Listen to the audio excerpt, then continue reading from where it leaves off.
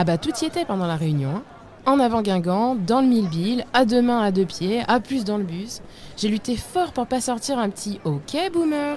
Plaît-il ? Bon, excuse-moi, mais j'ai pas la ref là. Mais si, l'expression que tous les jeunes utilisent pour te signaler que tu dis un truc ringard. Non ? Ok, t'inquiète pas Thibaut, je vais t'expliquer tout ça.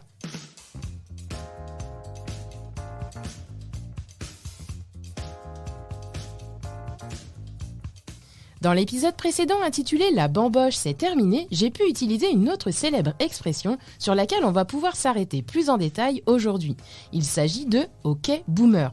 Vous l'avez peut-être déjà entendu dans les médias, dans un repas de famille ou dans tout autre lieu mélangeant les générations sans savoir réellement ce que cela signifiait. D'où vient cette expression, mais surtout, qu'est-ce que ça veut dire ? Son utilisation populaire explose en novembre 2019 lorsqu'une vidéo rencontre un buzz inattendu sur le réseau social TikTok.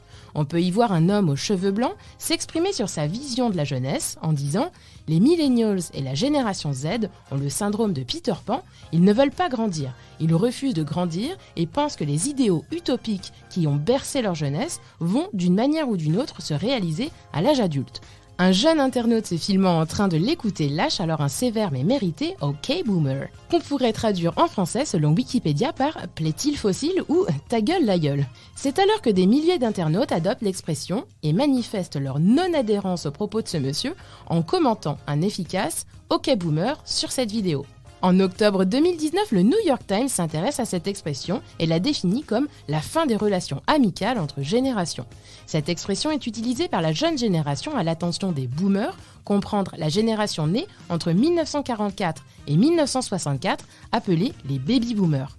Pour rappel, un baby boomer est défini comme étant une personne née durant les 20 années après la Seconde Guerre mondiale, la libération ayant redonné en Occident un nouvel élan de vie et donc un pic très important de la natalité. Dans le livre « Génération sans pareil », l'historien Jean-François Sirinelli appelle cette génération la génération des 4 P, paix, prospérité, plein emploi et progrès. Cette génération ayant bénéficié d'une certaine insouciance durant sa jeunesse, dans les années 60 et 70, ayant connu de multiples progrès, de nouvelles manières de consommer et d'un nouveau confort de vie, est en effet de nos jours souvent critiquée par les générations suivantes, X, Y et Z, nées entre les années 70 et les années 2000, devant aujourd'hui composer avec une planète essoufflée par la surconsommation, la pollution, le réchauffement climatique, la surpopulation et les pénuries. Ouais, c'était pas la phrase la plus gaie de l'épisode, j'avoue. C'est d'ailleurs sur ce thème de la crise climatique qu'une parlementaire néo-zélandaise, Chloé Swarbrick, âgée de 25 ans, a utilisé l'expression « OK Boomer » en pleine séance à l'Assemblée pour recadrer l'un de ses collègues plus âgés qui tentait de la déstabiliser en évoquant son jeune âge durant son intervention au sujet d'un projet de la loi zéro carbone. The average age of this 52nd Parliament is 49 years old. OK Boomer. OK Boomer. En décembre 2019, un article du Parisien intitulé « OK Boomer quand les jeunes font de la discrimination anti-vieux » rapporte les propos de la députée LREM Audrey Dufeu-Schubert qui dénonce dans cette expression une forme de discrimination voire de racisme de la part des jeunes générations envers leurs aînés qu'elle qualifie d'agisme. Dans ce même article du Parisien, l'autrice du livre « Le fabuleux destin des baby-boomers », Michèle Delaunay, également ancienne ministre socialiste déléguée aux personnes âgées et à l'autonomie entre 2012 et 2014, dénonce une mésentente alimentée par ces petits mots anglo-saxons qui nourrissent un agisme de mode. Elle ajoute « Pourtant, les jeunes ont besoin de cette génération des boomers qui représente 20 millions de personnes. Ils sont aujourd'hui la colonne vertébrale de la cohésion sociale. » En face, la génération Z se défend de faire de la propagande anti-vieux et certains d'entre eux rappellent même que le fossé générationnel était déjà bien présent quand ces baby-boomers étaient eux-mêmes jeunes, parce que oui, ils l'ont été dans les années 60 et 70, et que leurs aînés leur reprochaient leur légèreté, leurs goûts musicaux et leur choix de vie en général. La génération ayant connu la guerre, le manque et l'incertitude de l'avenir voyait alors les beatniks et les babacools vivant dans cette nouvelle opulence comme des utopistes dégénérés seulement intéressés par le plaisir et le divertissement.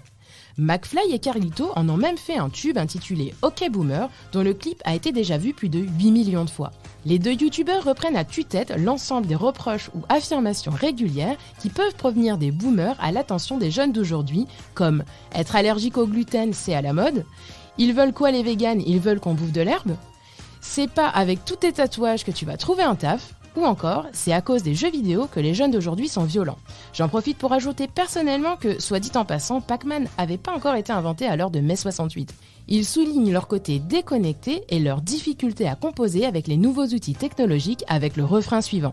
Moitié de visage sur le FaceTime, publication sur Facebook, moitié de visage sur le FaceTime, adresse AOL pour toujours. Tu peux pas comprendre, t'es trop jeune, tu peux pas comprendre, t'es trop jeune, tu peux pas comprendre, t'es trop jeune.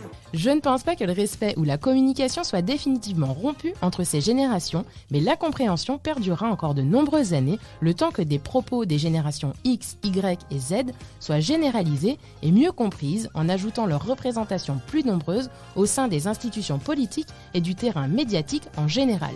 Et voilà, c'est de là que vient cette fameuse expression. Ok, très bien. Maintenant je connais.